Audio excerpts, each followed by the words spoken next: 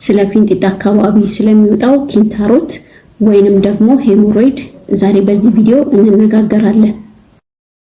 ሄሞሮይድ ምንድነው? ሄሞሮይድ ደም መላሽ ደም ስሮች አብጠው በሚወጡበት ሰዓት የሚፈጠር ሲሆን ሄሞሮይድ ሁለት አይነት ወይንም ደግሞ ፊንጢጣ አካባቢ የሚወጣ ኪንታሮት ሁለት አይነት አለ።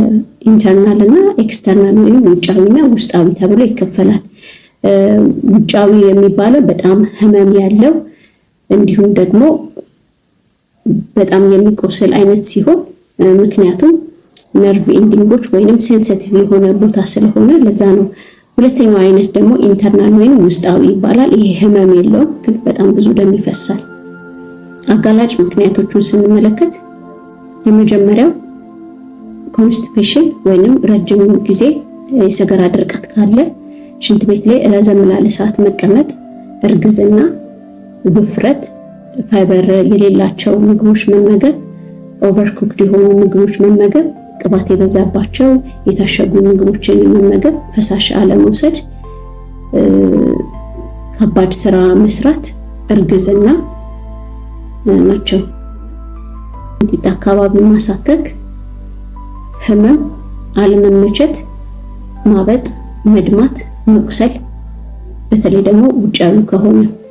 ውስጣዊ ከሆነ ከተጸዳዳም በኋላ ደም መፍሰስ ሊኖር ይችላል። ስለዚህ ብዙ ጊዜ ፔሸንቶች ፕሬዘንት የሚያደርጉት በደም ማነስ ከፍተኛ የሆነ የደም ማነስ ችግር ኑሯቸው ሊመጡ ይችላሉ ማለት ነው። ህክምናውን ስንመለከት የመጀመሪያው ላይፍ ስታይል ሞዲፊኬሽን ወይንም ደግሞ የህይወት ዘይቤን ማስተካከል፣ ሁለተኛ የመድኃኒት ህክምና፣ በመጨረሻ ሰርጀሪ ናቸው። የህይወት ዘይቤ ማስተካከል ወይንም ደግሞ ላይፍ ስታይል ሞዲፊኬሽን ያልኳችሁ የመጀመሪያ በፋይበር የበለጸጉ ምግቦችን መመገብ ልክ እንደ ወተርሜሎን፣ ሰላጣ፣ ብርቱካን፣ ቲማቲም፣ እንደገና ደግሞ ጎመን፣ አበባ ጎመን፣ ስፒናች፣ ተልባ፣ ቺያሲድ ያሉ ምግቦችን በፋይበር የበለጸጉ ስለሆኑ እነሱን መጠቀም፣ ኦቨርኩክድ የሆኑ በጣም እሳት የበዛባቸው ምግቦች ማስወገድ፣ ቅባት የበዛባቸውና የታሸጉ ምግቦችን አለመጠቀም፣ እንዲሁም ደግሞ ስፖርት መስራት። ምክንያቱም ስፖርት በምንሰራበት ሰዓት ኮንስቲፔሽን እንዲቀንስ ስለሚያደርግ ማለት ነው። ሌላኛው ነገር ደግሞ በቂ ፈሳሽ መውሰድ፣ ቢያንስ በቀን እስከ 12 ብርጭቆ ወይንም ደግሞ ወደ 3 ሊትር አካባቢ ውሃ መጠቀም ያስፈልጋል። ሌላኛው ነገር ደግሞ ያው የመድኃኒት ህክምና ነው። የመድኃኒት ህክምና እነዚህ ምልክቶቹን ቀደም የገለጽኳቸው ማበጥ፣ ማሳከኩ፣ ምቾት አለመሰማቱ እንዲቀንስልን ነው እንጂ ቶታሊ አያጠፋልንም። ስለዚህ ፊንጢጣ አካባቢ የሚቀባ መድኃኒት አለ፣ ህመም ማስታገሻ ነው። ሌላኛው ደግሞ በፊንጢጣ ውስጥ የሚገባ እንደ ሰፖስተሪ አይነት መድኃኒት አለ።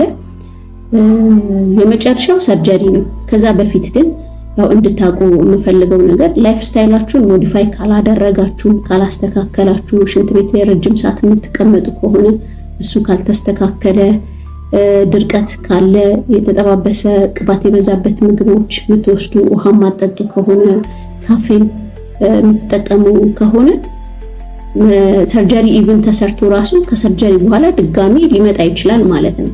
ስለዚህ በዚህ ጊዜ ማወቅ ያለባችሁ ነገር ሰርጀሪ ብቸኛው መፍትሄ አይደለም ማለት ነው። ብቸኛው መፍትሄ ላይፍ ስታይላችሁን ሞዲፋይ ማድረግ ነው። ያልኳችሁን ነገራቶች መውሰድ ማስተካከል ይቻላል። ይሄንን ካደረጋችሁ ኢቭን ሰርጀሪ ጋር ላትደርሱ ትችላላችሁ ማለት ነው።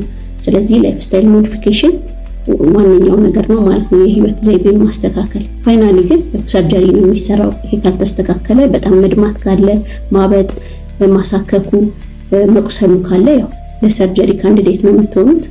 ሰርጀሪው ደግሞ የተለያየ አይነት ሰርጀሪ ሊሰራ ይችላል። ስለዚህ ላይፍ ስታይላችሁ ሞዲፋይ በማድረግ ከሄሞሮይድ መገላገል ይቻላል ማለት ነው። ማንኛውም አይነት ጥያቄ ካለ ኮሜንት ሴክሽን ላይ ተውልኝ። ይሄ ለርን ዊዝ ዶክተር ኮኪ ዩቲዩብ ቻናል ነው። ሼር፣ ላይክ፣ ሰብስክራይብ አድርጉ። በተለይ ደግሞ ላይክ አድርጋችሁ ጀምሩ ለብዙ ሰዎች እንዲደርስ። መልካም ጊዜ ይሁንላችሁ። ባባይ